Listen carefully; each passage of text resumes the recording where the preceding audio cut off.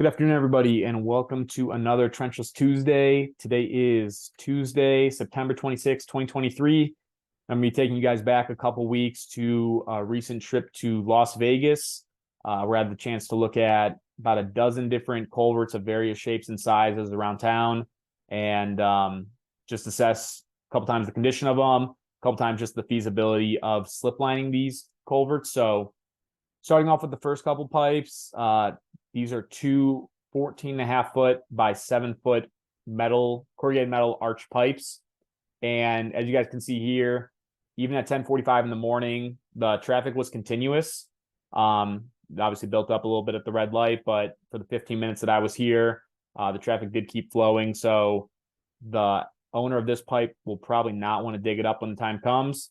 They're probably going to want to save quite a bit of time and money and disruption in the community by slip lining these two pipes. And it was also in a flood zone.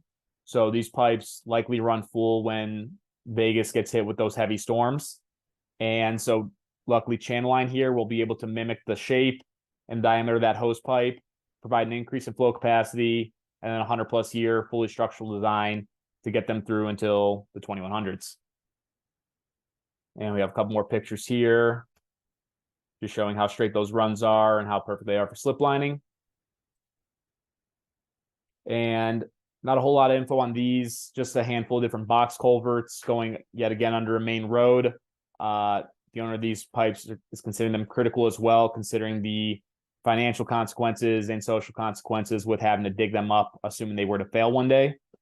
So also worth mentioning, when lining these pipes, the contractor is going to have the luxury of potentially installing it in shallow water, or they can actually divert the water into some of these different culverts as they're working on each individual one. So a couple options on that end as well. For this one, there are two 60-inch CMPs. They look slightly squashed going through an RV park. I couldn't find the outlet on this one, so it's probably a few 100-foot run at least. And again, they're about 10 feet under the RV park at times. There's going to be huge social and financial consequences involved with digging and replacing these culverts. So to avoid making a mess of the RV park and making people move, they're probably just going to want to rehabilitate these culverts with, again, a fully structural solution, whether that be arch snap tight or potentially channel line, depending on how deflected these pipes are at times. Moving on to these three culverts. These were three 96-inch CMPs actually going under a railroad. Again, you guys can see it's starting to deteriorate. There's some rust, there's some deflections in the shape of the pipe, but still a perfect candidate for slip lining. And being under the railroad, you can see here a rail car being loaded up with some scrap metal.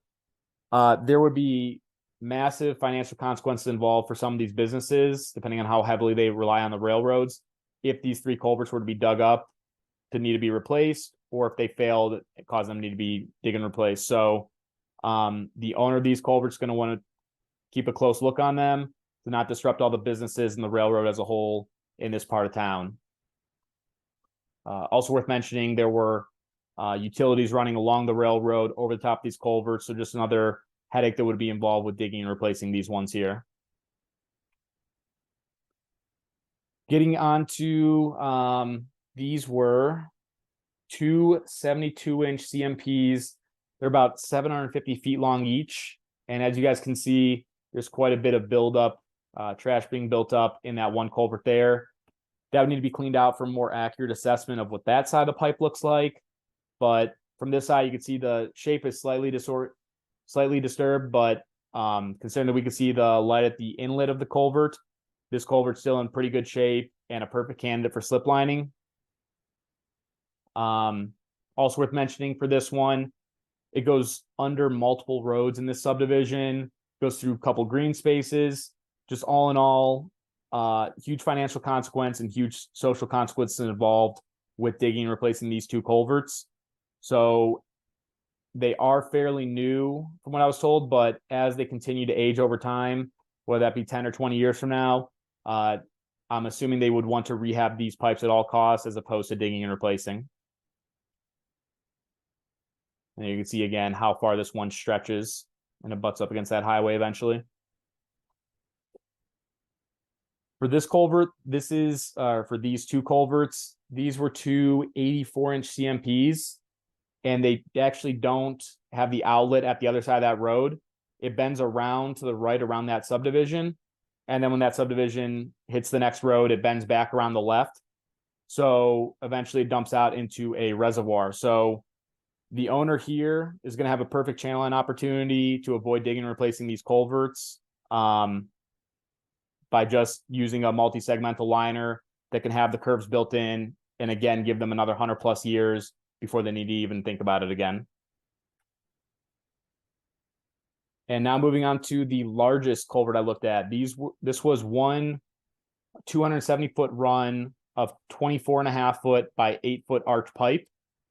And several businesses and neighborhoods were right around this culvert. So again, massive social consequences if they were to dig and replace this culvert, not to mention the cost of brand new 24-foot by 8-foot concrete pipe that would need to be purchased if this one were to fail. So we can see here the culvert's starting to deteriorate. There's actually an engineering firm currently taking samples of the wall of this pipe to see, to estimate the remaining strength and useful life of it. But from here, I do not know of another option out there that could mimic the shape of this hose pipe, be a fully structural solution, provide 100+ years, than channel line for this one. So as Vegas continues to get those storm events, continue to get built up, they're going to want to make sure this culvert is adequately taken care of. Aside from those few, I took a look at a couple more non-circular pipes. We had some arches here, but that is about it from my trip to Vegas recently. Again, if you guys have these obscure shapes, whether they be oval, massive arches, or something along the lines of that 24.5-foot by 8-foot arch pipe, just let us know. Regardless of the size, shape, diameter, etc. of your existing culverts, we should be able to provide at least one fully structural 100-year design life solution for any given project. So feel free to reach out if you guys need anything, and have a great Tuesday.